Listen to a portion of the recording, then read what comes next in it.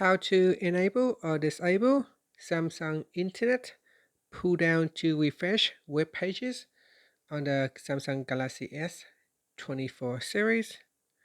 First, let's go back to the home screen by tapping on the home button at the bottom of the screen. Now from the home screen or in the apps screen, open up the Samsung Internet Browser app.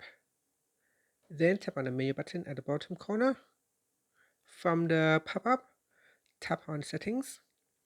Then in your Internet settings, we go down and tap on Web Page View and Scrolling. Next, tap on Pull Down to refresh web pages.